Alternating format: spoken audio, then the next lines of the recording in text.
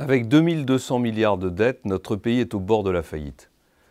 Aujourd'hui, près de la moitié des salaires des fonctionnaires sont en réalité payés par des emprunts sur les marchés financiers internationaux. Cette situation ne peut plus durer. C'est la raison pour laquelle je propose de ne pas remplacer une partie des départs à la retraite dans toutes les fonctions publiques, avec une priorité pour les emplois qui sont des emplois administratifs, des emplois qui pourraient être modernisés par une transformation de notre fonction publique.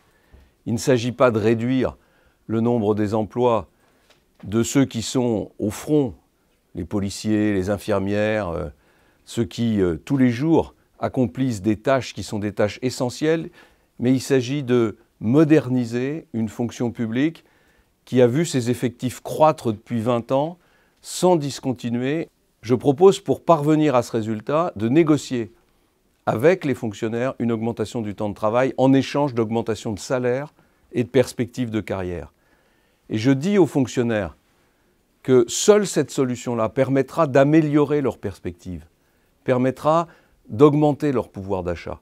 Si on ne touche pas au nombre d'emplois publics dans notre pays, compte tenu de notre situation financière, alors les salaires continueront d'être gelés pour les 10 ans qui viennent. Il n'y aura pas de perspective d'amélioration de carrière, d'amélioration des conditions de travail. C'est un accord gagnant-gagnant que je propose. Un peu moins d'emplois publics, on sera grosso modo au niveau de ce qu'était la France entre 2000 et 2005, et des fonctionnaires mieux payés, mieux considérés.